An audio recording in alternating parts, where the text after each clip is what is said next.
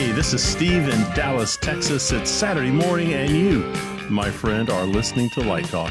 Hello, this is Brackley in Las Vegas, Nevada, and today we are discussing salaries, what is ACT, and collaboration, all on Light Talk.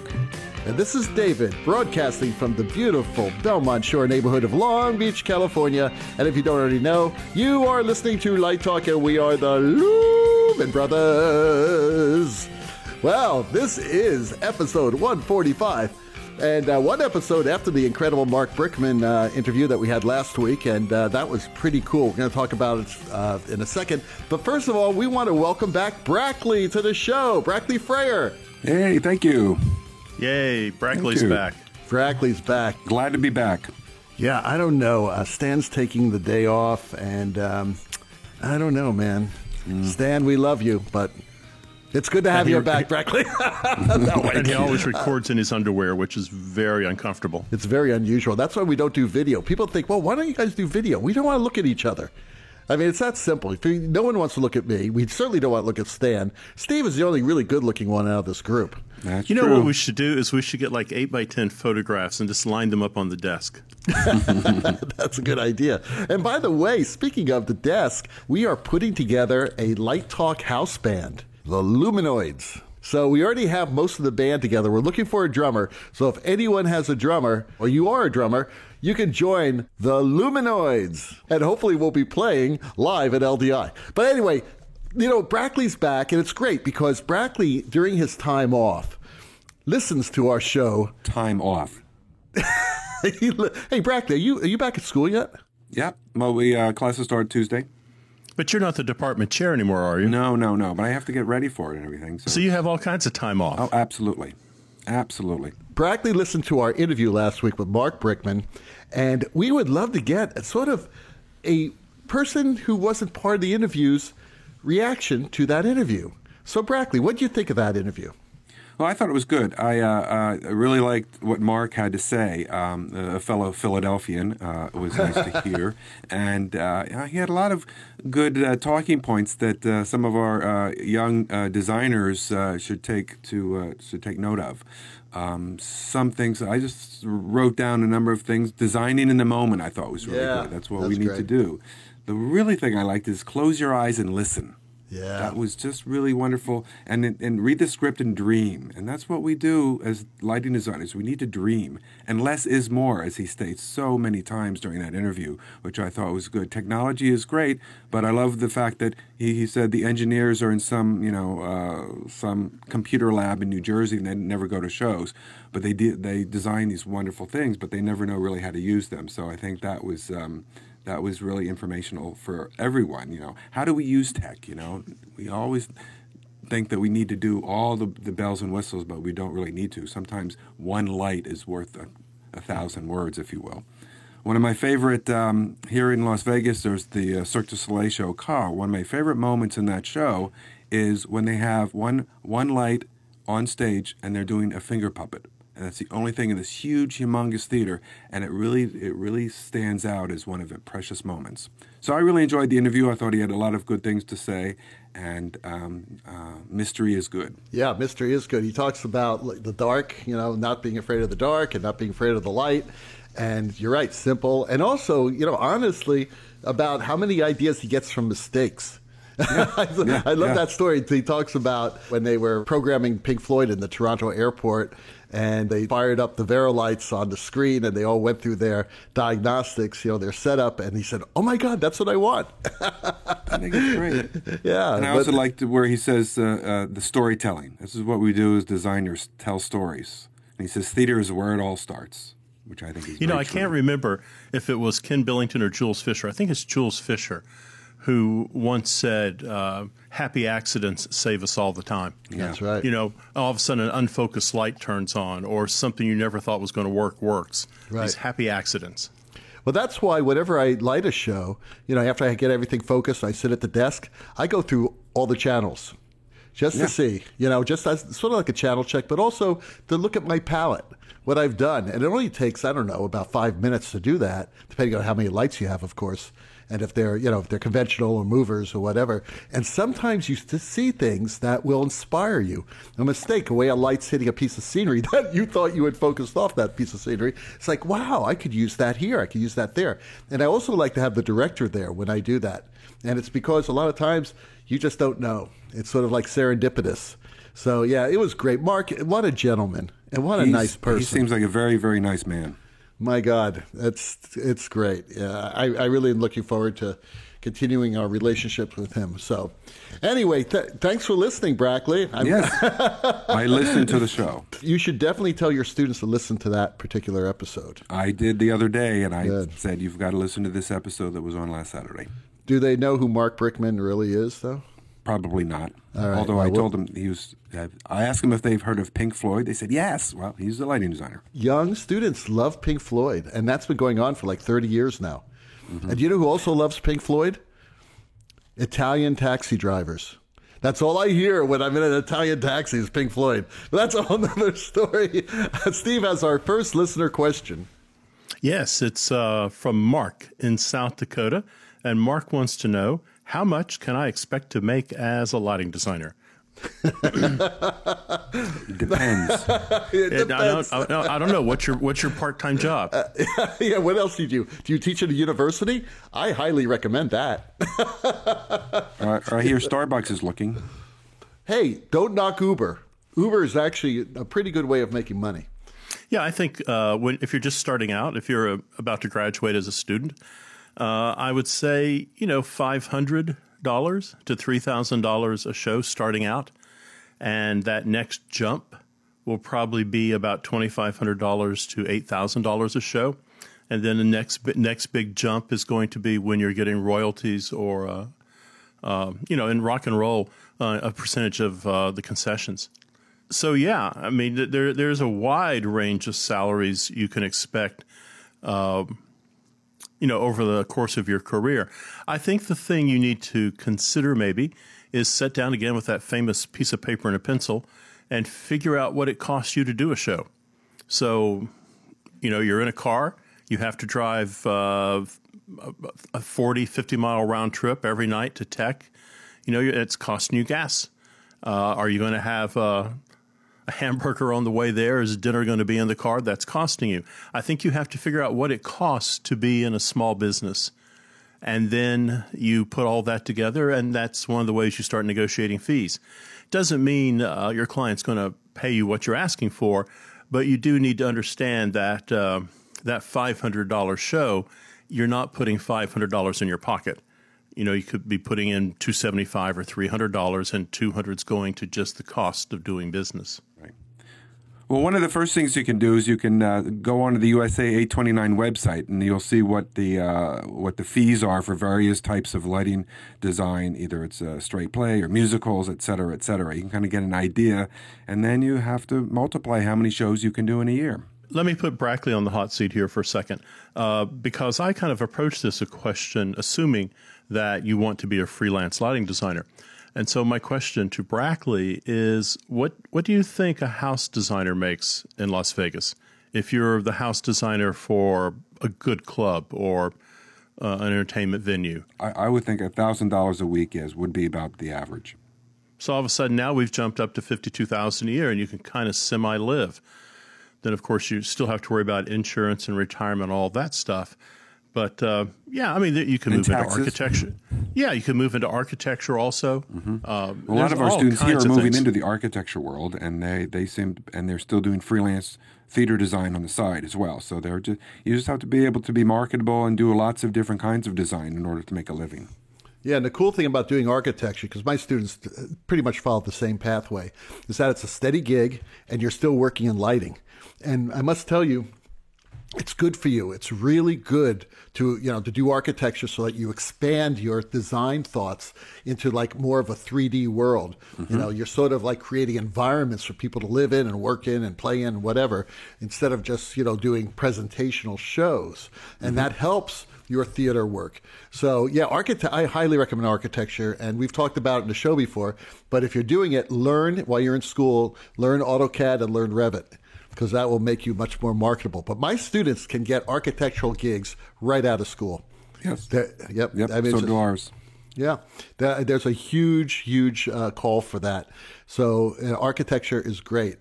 But yeah, if all else, but if it doesn't work, hey, there's nothing wrong with Uber either. I mean, I'm kind of kidding. I was kind of kidding, but no, there really isn't. You can name your own hours. You don't have to work it in and out. It's pretty good. One thing that Steve said that's very important, and that is insurance, right? And also medical and all that stuff. You really have to take care of yourself and figure out a way that you can be covered by this. One of the most important things that USA always talks about, United Scenic Artists, is to try to get hired not as an independent contractor, but as an employee. That way you are protected when you're working in the theater in case something should happen. You'll have workman's comp. And actually, there's a whole movement in the United States right now that are moving more toward employees. Now, here's the bad thing. The new Trump tax relief bill, or whatever the hell he wanted to call it, he has basically wiped out all deductions, all working employee deductions for employees. So you can't deduct travel, you can't deduct any of that stuff you normally can deduct as a independent contractor. So there's a lot of tax things you need to learn, or else it's going to bite you when you do your taxes every April. The other thing that seems so far away, if you're a young designer, not only retirement seems so far away, but Social Security benefits. And if you're an employee, you have to work X amount of quarters over the lifetime of your until you're 69, I guess 68 to get Social Security. But every quarter you work, you can work 1 week and it counts as a quarter. But you do need to be an employee every now and then. Otherwise, you're not banking any money for Social Security. No, if you're an independent contractor, you don't pay into Social Security at all.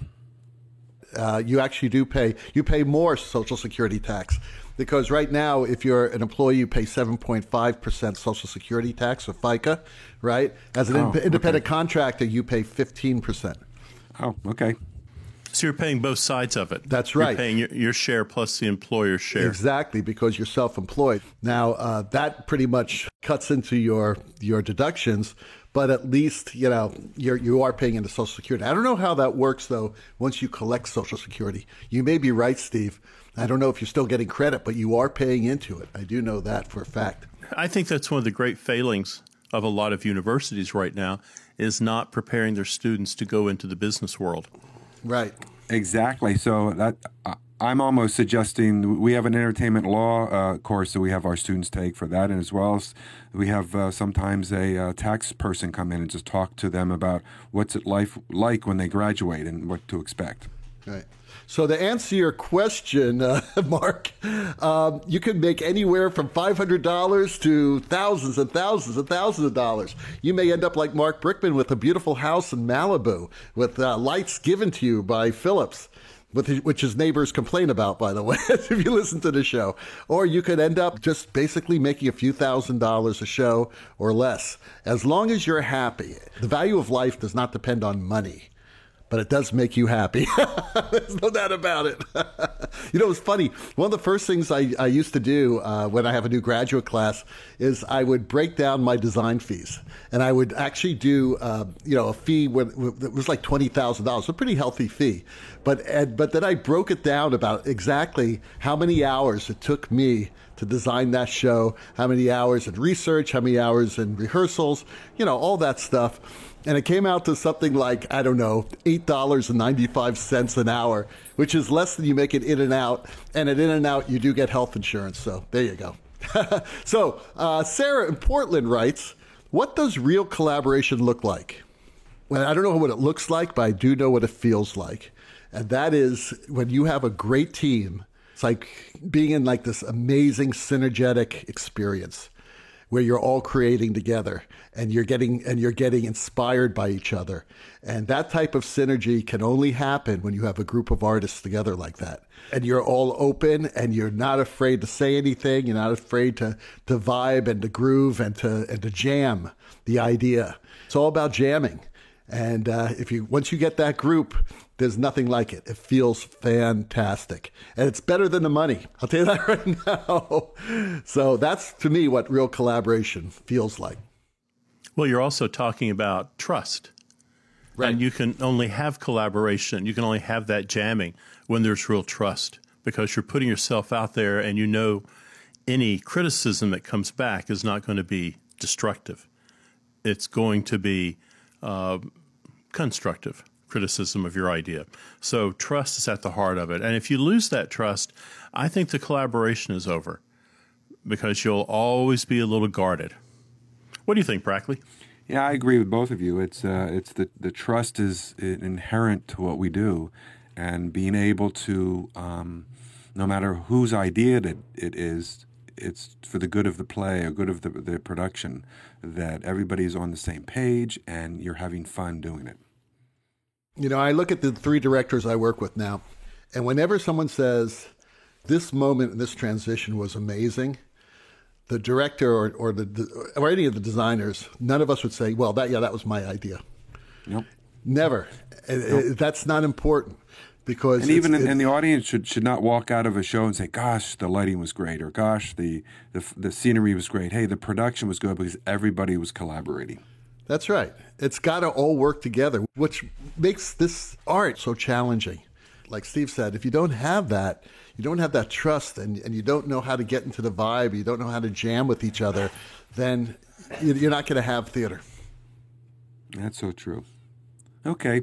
Well, Jose in Colorado asks, what are some of the challenges the technical crew face in college plays? He's asking for a friend, of course. Well, I don't know. It depends on the college, I would imagine, because some colleges are connected to some professional theaters, and there are some less challenges with the crew on those kind of situations, I think, than some of the smaller schools that where the tech crew may be in charge of everything. I think the challenges at those schools that have a partnership with a LORT theater, I think the challenges there are for that student to find a way to interact with perhaps that union crew that's working side by side with them, and to learn from them. So I think that's a challenge. I think it's a challenge also to prove to the crew that you have some ideas that are worth listening to. So I think it's just the challenges of kind of youth and experience in the same room at the same time. I think the other challenge that a tech crew has at a university level is the time they have to accomplish the task. You know, we start with a script and an acting company, and depending on the school, there could be a 3 or 4 or 5 week rehearsal period. And then they move into the theater, and it's tech night. And it's every man and every woman for herself. And we're not going to stop this rehearsal for anything. Take a note. So now you have, again, students who are there trying to learn their profession, and they're being asked to step up to the plate and swing away every night. So I think at time. I think not giving them time to practice and learn what they have to do. Also, it's hard to make decisions if you're on a tech crew. All of a sudden, something happens backstage, and you kind of freeze. You're a deer in headlights. You're not sure what to do. Should you walk over and help? Should you walk away? It's hard. It is really hard. Yeah, I think it's also being a team player. It's a collaboration thing again. Exactly, Brackley. It's like if you see something, that someone else doesn't see, you better go and tell that person. So I think it's really important that there are a lot of challenges, and a lot of it depends on whether you're in school. Obviously, if you're in the profession, things are a little different there. But we all want to help each other out. And I think in the college realm, in some schools, there's that division between, they're the techies and then they're the actors. Oh, I hate that word. We don't like that word. We do not say techies on this show. We should have told you that before you did the first show. Could I start over then? No, that's the way we're keeping all this in here. So go ahead, continue. We don't like that word, techie. But go ahead. That's how we roll on Light Talk. The technical crew and the actors are sometimes in 2 different realms, and sometimes they don't get along well together. Oh, they're the actors. Oh, they're the technicians. So I think that in some schools that happens, and that's all the collaboration. We all working on the same show together, whether you're on a technical crew, you're an actor, you're a stage manager, whatever the position, we all need to work together. It also flips the other way too. It is, I've seen stage crews speak very poorly of actors on stage. Absolutely. They're too dumb to find their light. there's a lot going on in that actor's head, too. Oh, absolutely. No, it's a two-way street. Trying to remember your lines. That's why it's important in college for all technicians to take one acting class so they could just know what they're going through. I think that is a good thing. And vice versa. Right? Well, they all do. All the actors take all the design and tech classes as well. That's the old thing of community again. We keep on coming back to this. Collaboration and community. It's community. Yeah. Oh, by the way, I'm back to teaching again. I'm on this sort of like one semester on, one semester off thing. And today was my first day at school. We had this faculty meeting, and we were, self-assessing our department. And the one thing we were talking about is that there's not enough feeling of community. There's not enough theater community here. And there are several reasons why that's the case. Some of them are structural. But really, being in the theater is about being in the community. And college is the place to do it all. That's right, because who cares if you make a mistake? Really, you're not going to get fired. So now's the time to make those mistakes. Okay, you are listening to Light Talk with the Lumen Brothers. Light Talk is sponsored by... From across the pond, it's the cheeky rigor of Sheffield. State fairs, rodeos, and outdoor summer gigs all have one thing in common: bugs. There was a time when bugs were just an annoyance buzzing about your head, but now, with touchscreen consoles, creepy crawlers and flying insects can sabotage your hard work. Have you ever been in the midst of a beautiful, blue, moody ballad on stage when all of a sudden a bug does a death bind to your monitor and now the strobe is going crazy? I have. Forget the candles, the sprays, and the pig. I have. Make a big, bold statement by declaring psychological warfare on the insect kingdom. I have. The cheeky rigor of Sheffield has developed 3 strategies to combat unwanted bug programming. Most FOH positions have at least 3 crew members. The cheeky rigor of Sheffield suggests a wardrobe change. Let's start with the sound engineer. Now he or she can proudly wear the red and white of the Orchid Man. Since time immemorial, the Orchid Man has been on that thin red line of protection against the bug horde. As a result, fear of the Orchid Man is now ingrained into bug DNA.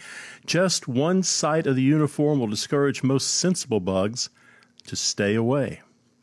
But perhaps you're besieged with younger, more reckless bugs, bugs that think life is cheap, kamikaze bugs. What to do? Well, now that Q-Caller can earn his keep with a change of wardrobe too, the praying mantis latex suit. Only the most suicidal of the bug kingdom will play chicken with a giant praying mantis. You got to ask yourself one question, bug. Do I feel lucky? Well, do you, punk? Finally, the LD has his or her part to play in this dance of death. Face it, you're probably just running time code anyhow, so what else do you have to do? Dress up as a Venus flytrap. You'll look great. It's the summer touring season. Get ready. Someday the bugs will take over, but today is not that day. The cheeky rigor of Sheffield. We make underwear, too. It's great to see the cheeky rigor back with a new bug repellent. Because several years ago, Steve, didn't they come out with the pig? Didn't they have like a special pig? Yeah, the mosquito pig. Right. What motivated this whole thing, if you remember, 10 or 12 months ago, someone wrote in and said, what do you do with bugs landing on your touchscreen monitor? They keep reprogramming my show. And I remember I once did I visited my friends who were doing a summer theater out in Jekyll Island. You guys ever hear Jekyll Island? I think it's in Georgia. Well, it's an outdoor theater in Georgia, and you would literally, there were so many mosquitoes, you'd literally see them pick up children out of the audience and fly away with them. They basically take the child away. So you got to be real careful with these bugs. Although DDT helps too. I've heard that there's a new product out that sort of like sprays DDT all around the tech table. And I'm living proof that DDT does not hurt you, as when I was a kid, we used to ride our bikes behind these fog trucks until one of us would pass out. And I'm still here. There you go. So there. So you were bug-free. I was totally bug-free, and I think I'm bug-free forever because that DDT is still in my blood. Well, it's still in the ground around my mother's house. It's never gone away. That was the thing. She grieved back on Clinch Mountain when DDT was outlawed. She got the last, 100-pound bag of it, just spread Good it for around her. the house. Yeah, it's been a moat of death now for 40 years. A moat of death. I love it. And now, back to Light Talk. The sound of those ducks tell us that it's time for that wonderful segment of Light Talk, Let's Talk About. And today, it's funny because, we were talking about how to make money in this business, and I jokingly talked about how education supplements some of our income. For those people who do both work in the profession and in academia, the question is how to navigate your professional work with academia. And you've come to the right place because we are self-proclaimed internet experts. We are internet experts and we're academic. You're right. We don't know what the hell we're doing. So anyway, what do you think, guys? One of the nice things is that if you're in academia, if you're in a teaching position, they expect you to do research. And research in the fine arts field is actually designing plays and working in the profession. So that's to our advantage. They want us to do that. So they want to be able to make sure we have enough time to do that during your progress from assistant to full professor. Except they don't like it when you go away to do it. Well, They expect you to do it in town and still make all your classes. Well, some places don't take the local theater's account. It all depends on where you're teaching. Exactly. And this is my big thing when I have young professionals who are looking to get into academia and still want to continue their work, is that you need to get in writing in your letter of agreement that you are going to be free to do outside work. Now, one thing that I've always agreed to, and this is not the case in all of the studies in academia, but it is the case with me, because I think it's only fair, is that if I'm doing a show and I need to be gone for a couple of weeks, and it's easier for lighting designers. God, I don't know how directors do this, because directors have to be gone for like 6-7 weeks. But for lighting designers, usually you're gone for about 2 weeks, 2.5 weeks at the most. I am responsible for hiring substitute teachers. Now, I live in LA, and there are a lot of great teachers I could hire, and people who just love coming in for a couple of weeks or 3 weeks to do a project or a few, with my students. So it's easy for me. But if you're, and it's also easy, I assume, for Brackley and Steve as well. I don't think it's easy for Stan because he lives in Gainesville. So I think it'd be much more of a challenge to find professional designers who can offer the students another point of view. It's a win-win situation. But you need to get that in advance, and you need to make sure it's in your letter, because you never know the new dean who's coming in, and they may say, hey, we know you did this in the past, but you can't do it anymore. And if that's the case, then your career has just ended. So you have to decide at that point, do I want to stick with academia or do I want to work in the profession? And make sure that it's also in writing that your creative work is equal to the research, like these scientists. Right. Well, one thing that we always do is when we have a job search, we send the applicants, the ones who are in the final pool, we send them our department and school university RTP document. That stands for retention, tenure, and promotion. And in that document, that policy, it says exactly what counts toward research. Exactly. And what doesn't count. And Brackley's right. There are a lot of schools, and these are the good schools, if you ask me, unless they're in New York or LA or one of the major cities like Vegas or Dallas. They say local gigs will not count. Or your gig must be at least a LORT B theater or above, or it needs to be an international opera house. Our RTP document says very specifically for every area, whether you're an actor, researcher, dramaturg, designer, exactly what is considered for research. And the other nice thing is you can also, usually you have 9-month contracts, so you're not working in the summer, and that's a perfect time to do any professional work. A lot of summer gigs are taken by people like me who've worked at the same gig for the past 22 years. And you're never, I'm gonna go out there dying, man. I decided, I keep talking about retiring, but the directors always say, no, we're doing this new carousel next year, and I want you to do the set lighting. And I'm like, oh, okay, I guess I'll do another year. But something, I love it, because the people out there I absolutely adore. Right. They're my family. But yeah, it is difficult in the summer, but it's really important that you have this in writing. Otherwise, you're going to get a lot of pushback. And what the worst pushback is? People from your own department. Thank God I don't have this in my department now, but I've seen it in other departments where some professors who really have not worked professionally, either ever or in a long time, they start resenting you. because you're out flying around the world doing shows, and they're saying, well, where's David? Where's John or whatever? Where's Marilyn? Well, she happens to be doing a show in London this week.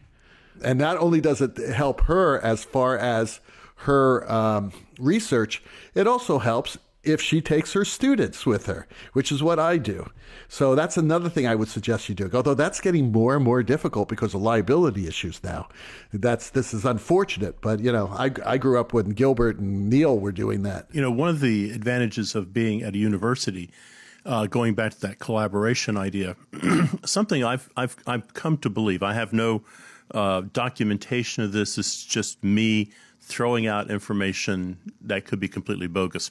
I think in the theater department, more or less, you're among a group of people who are all on the same side, and you're talking to your entire department on a daily basis, and you've all got skin in the game, and that skin in the game are those acting students and design students and technology students. I don't think that happens in the English department or the biology department. Absolutely not. Because you're working by yourself so much. You are the 17th century Italian specialist, and so you have no skin in the game with a person who's doing 20th century literature. Doesn't mean you don't talk, but you have an agenda that you have to accomplish every day, independent of all the other specialists inside your department. Cool. Well, it sounds like the three of us are all working at schools that support professional theater. It's really horrible when you're not. So make sure you do your research.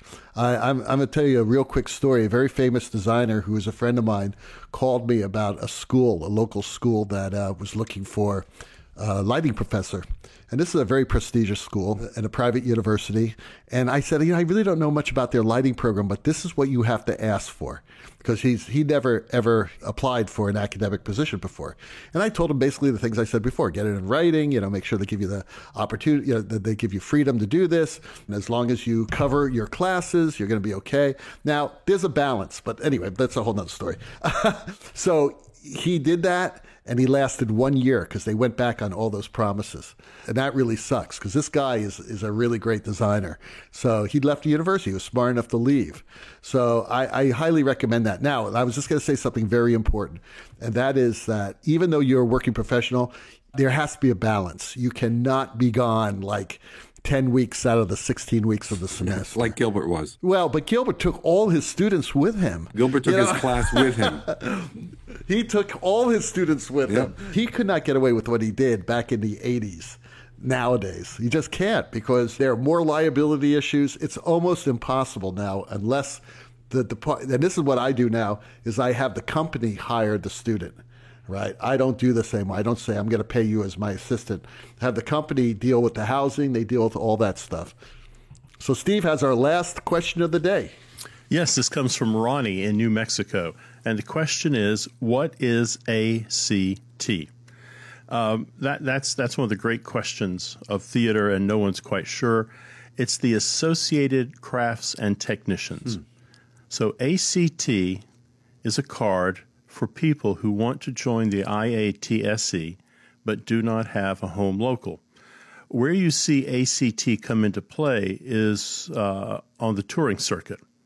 So you'll see a lot of touring people start their professional career with ACT memberships. They still pay dues to the international. They just don't have a specific local. So ACT is not a bad thing. It's a good way to get your career started if you're going to be on the road. And then, you move into a major market and you join the IATSE. Do they have a health plan and all that?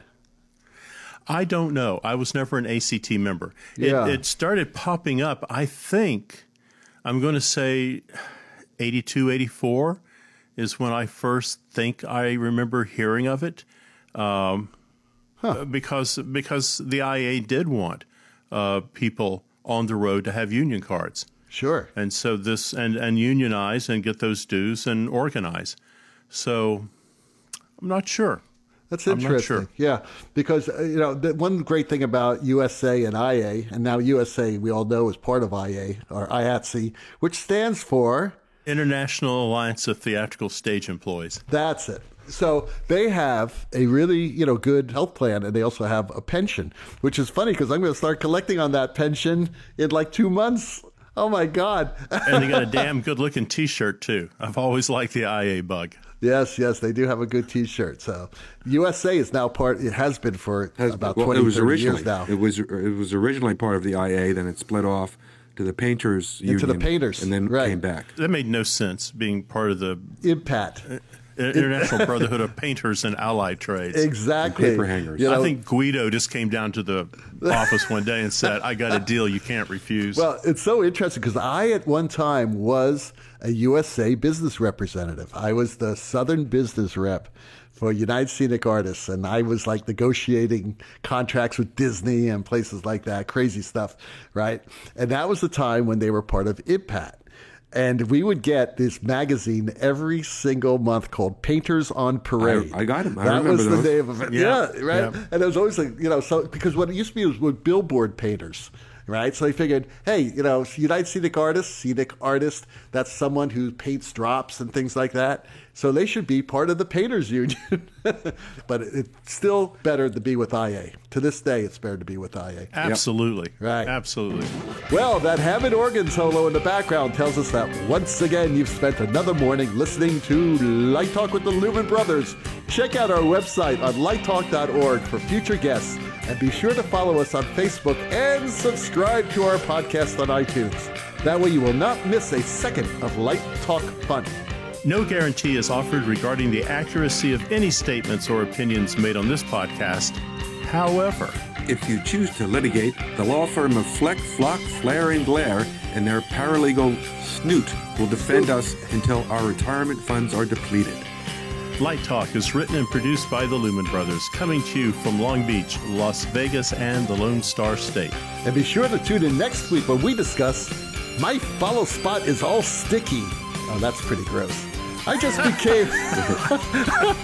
became the master electrician. What the hell do I do now? And can you walk me through the basic inventory? Oh, make sure you have it all on you. All that and a new sponsor. Light Talk, broadcasting questionable lumen knowledge and humor around the world. So we'll see you all next Saturday morning. Thanks, Brackley, for sitting in today, and bye-bye from Light Talk. Thank you, Toodles. and bye-bye. Light Talk. Lumen Brothers. Light Talk. Light Talk. Light Talk. Lumen